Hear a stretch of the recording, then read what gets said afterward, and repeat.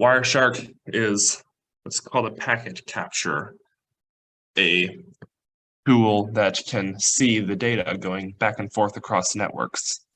And you can see who it's coming from, where it's going to. You can do all kinds of interesting analyses of it. To understand how Wireshark works, however, then we'll first need to understand a few basic terms about networking. If you've done any networking at all, you'll certainly know what a packet is, but we'll go ahead and cover it here anyway for the sake of completion. A packet is a chunk of data. Whenever two computers send data between one another, then it's broken down into the form of packets, which is just little chunks small enough to send over the internet. When a chunk is sent out, it's given a little bit of code called a wrapper. That's passed across to the other computer, who then removes the wrapper code, reassembles all the chunks into the original data, and then you have the whichever file or program was sent to you. The way packets are sent is by, well, computer programs, same as anything else. But when someone is writing a program that sends these packets, they follow one of two industry standard styles, one of which is the user datagram protocol, or UDP, which just sends all the packets across and then hopes that you get them. That's very useful for things like video games, or for videos playing, or for movies or music. Things where you do not mind a small reduction in quality as long as it keeps going. You don't want your video game to freeze up in the middle while it waits for the very last piece of the environment to finish loading. You want to roll around your man back and forth through a half-loaded game if you have to. TCP is for when that's not an option. More important things which aren't as much in a hurry, like sending an email, a useful PDF, or communications where you want to be sure that you received all the data for risk of corrupting what you have through packet loss, or for reasons that the data is small enough that it costs very little extra time to confirm it's all there, which is what TCP does. It's called the Transmission Control Protocol, because it sends chunks of packets at one time, so a little group of packets will go across, and then whoever received them will tell the computer who sent them, hey, I've got the packets, and then the computer who sends will confirm in the next batch of packets we sent across. And if it ever loses packets, or part of the code goes missing, as happens naturally over networks, then it will all be resent. This can take a while if the connection is bad. However, it ensures that by the end, you will have the complete file. UDP cannot ensure that, but it's also a lot faster than TCP, particularly on slow connections. So neither one is better than the other, but it's important to understand the places of both and where and how they're used. Especially as you get deeper into networking, then it underpins a lot of the systems here. So it's good things to know about. Those two formats are called the protocols. Wireshark itself can show those packets moving across the networks. It has many excellent features. In fact, it's the absolute industry standard packet capturers, and any network and analysis packet capturing tool has to bypass the Wireshark level before it's even considered useful. It's open source, meaning it's always free, accessible to anyone, very, very well documented. All its features are as close to user-friendly as possible, and there's a tremendous amount of resources available, easily accessible on YouTube or tutorials through digital programming websites, which will show you the more complicated features. It has an incredible amount of those features because it is a very powerful tool. It can do all kinds of analysis and has a tremendous amount of support for that. However, that means it packs a lot of commands into a relatively small GUI, meaning it does look pretty complicated, and looking at it, it can be pretty frightening and confusing. The important thing is to understand that you don't need to understand it all. You're not supposed to. There's a few key things to look at when you're first getting into Wireshark that you need to know. And once you know how to spot those things, then that's the core of what you're looking for.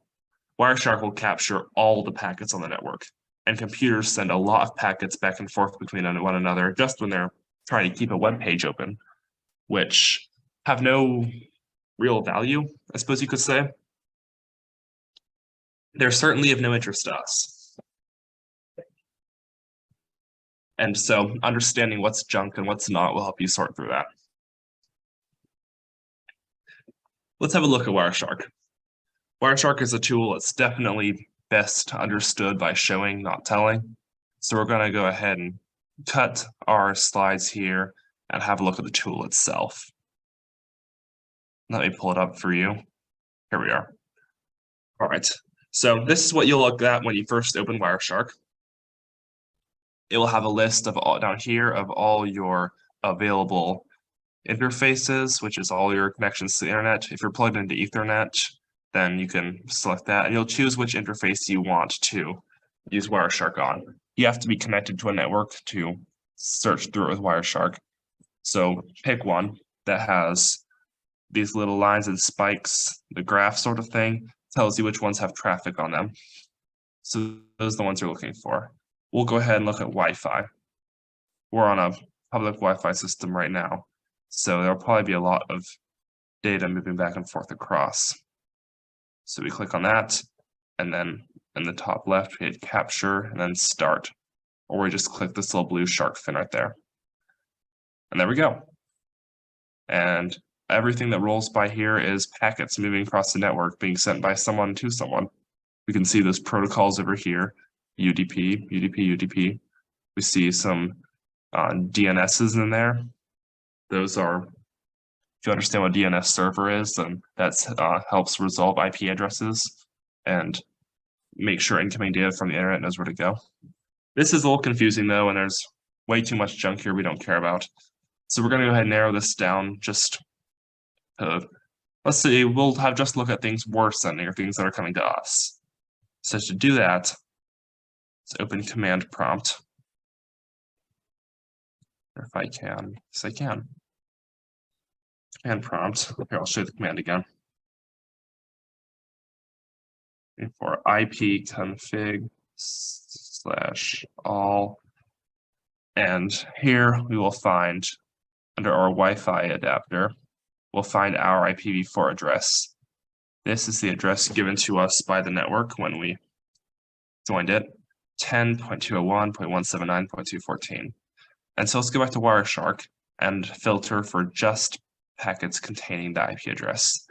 We click on here, we type in IP, and immediately we get a big list of all the filters that Wireshark has for us, complete with, up here, sort of autofill options to let you know how it's supposed to be, what the kind of the format is, you could say.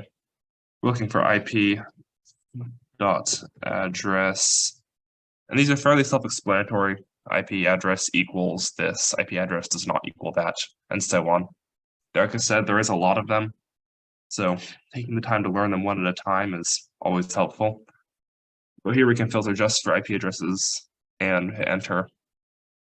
And there we go. Now this is just only packets coming to us or going away from us. And there is a lot of them. You can scroll all the way up here. We're getting a lot of communication from 144.195.59.182. Under here under destination, we can see that we're sending data to there and we're receiving data from there. Well, let's try to figure out what that is.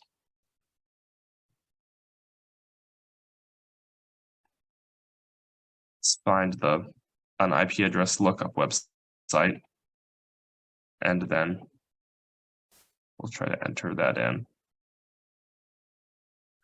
144.195.59.182.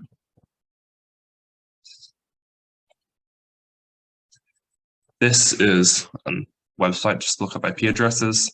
We'll go ahead and type in 195.59.182 and see what that is. It is the Zoom Video Data Center in California, which would make sense since this is being recorded through a Zoom. Our data is going to Zoom and coming from there as it saves it to the cloud. It's telling us it received the information.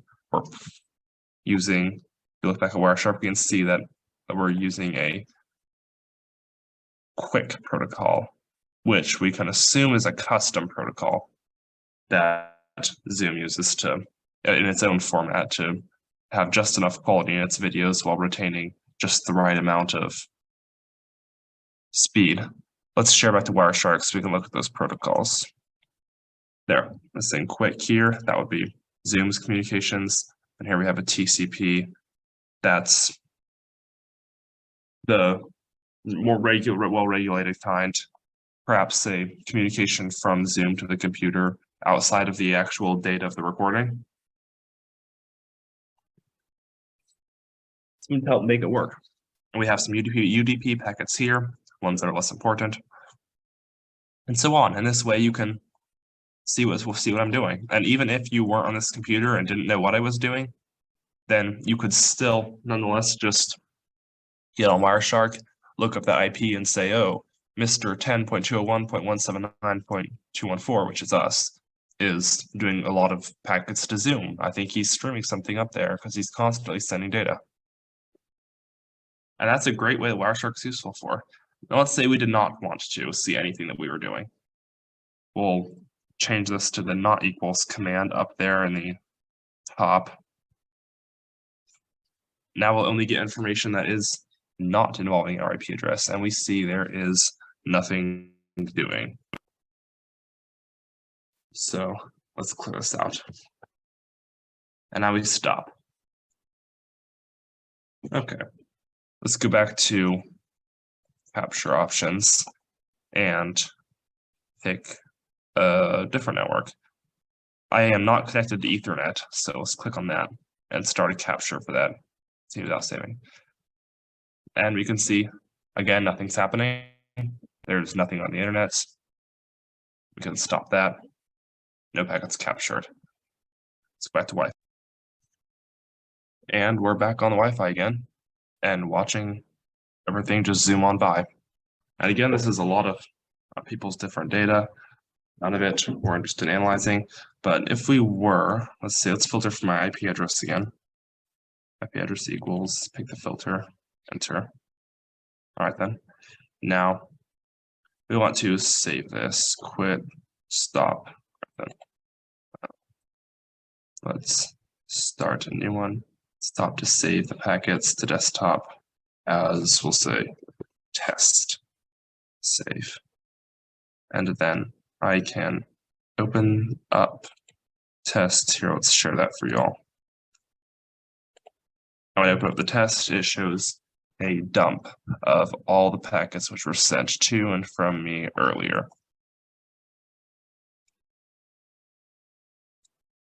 And again, that way I can sort through them at my own pace, analyze them, and learn, what's going on here.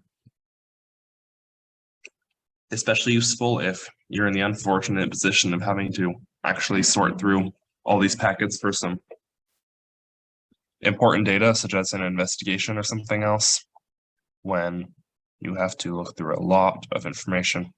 Then you can save it, work through it a bit at a time, and Wireshark provides a lot of analysis tools for that. Display filters lets you edit the which IP addresses are displayed inside the saved, with this thing right here, inside the saved capture. So you can use all the same filters on the capture as you could while it was live. The difference is that filters put on while it's live can be rigged so it only saves the data from a certain IP address, whereas filters on the capture will just hide the ones you don't want to see. You filter by protocol, TCP or UDP, non-DNS. You can filter by TCP or UDP port number, which is HTTP, common website protocol, and so on and so forth. You search for different types of Ethernet address. You can sort of filter by your IPv4, IPv6 addresses, and so on and so forth. So remarkable features. And Wireshark has a lot of depth to it. There's a great deal of other tools which you can tools in Wireshark and add-ons and plugins that you can work with. And you can learn this over time as you get build your digital forensics tool belt and learn more about how these tools work. However, in the short term, that's the real core what you need to know about how Wireshark works. The learning where the data comes from, where it's going to, and what kind of protocol it's using. Now, there is one or two other things that we can look at, though they're a little too complex for an in-depth explanation, and it's important to see them. So let's check those out real quick. A few of the more complicated features of Wireshark.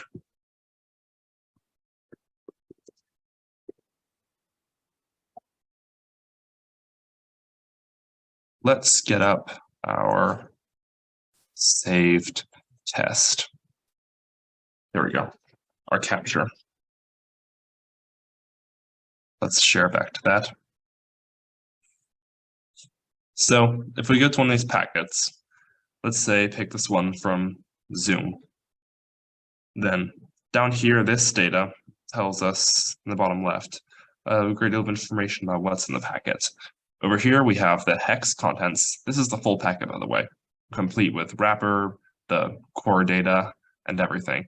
And over here, there is some ASCII data. And sometimes you can actually find readable strings in that. I've seen it happen where you can learn information by just looking at it.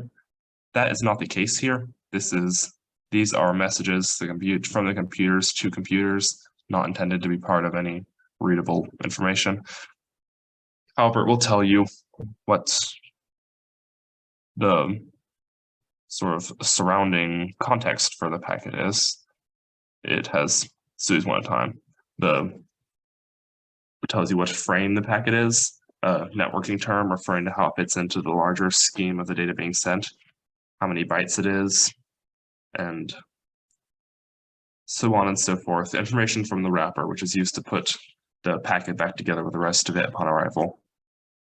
And then it tells you where it's going to a switch, it seems, and coming from my computer's Intel network interface.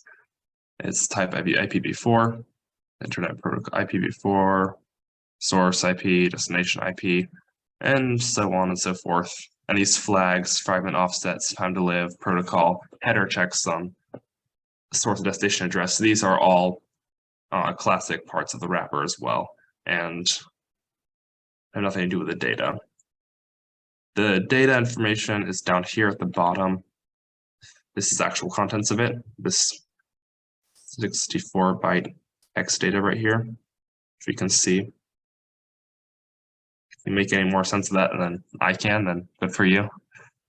It's just the computers talking to one another though, so it's the numbers it receives that are more important than actually what you're actually saying.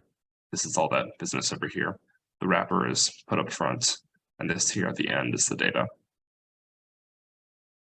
So when you are analyzing these packets professionally and looking at their contents and figuring out if there's something important here, then most often where it's coming from and where it's going to are great places to start. The actual data requires more advanced analysis, but now you know how to find it if you're interested in that or want to dig deeper into that. And there's some excellent resources to learn that. It sounds trite, but YouTube is an excellent place to start. There's a large community around this, especially since it's an open source tool and its features are well documented, if complicated. So it will take a bit to learn, but it's definitely worth the effort.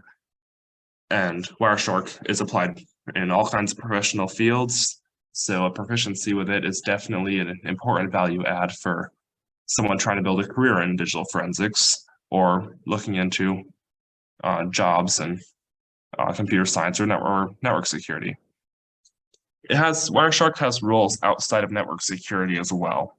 It's also useful for troubleshooting networks.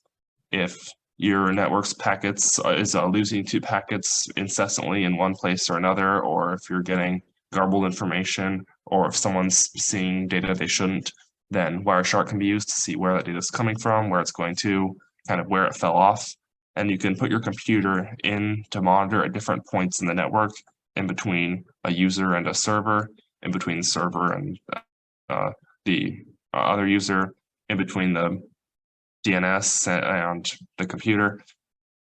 And you can see at what point in the network you're getting all the healthy packets you're sending and at what point they're dropping off. And so it's excellent for troubleshooting and network management. And so it has uses in IT. It has uses in setting up networks, in creating and testing new protocols, in managing routers, and so on, so forth. Excellent stuff, and definitely worth learning. So I hope that you learned something fun today and had as much fun learning this as I did telling it. Thank you for watching this video, and I hope that you go on to have a prosperous career with plenty of Wiresharking.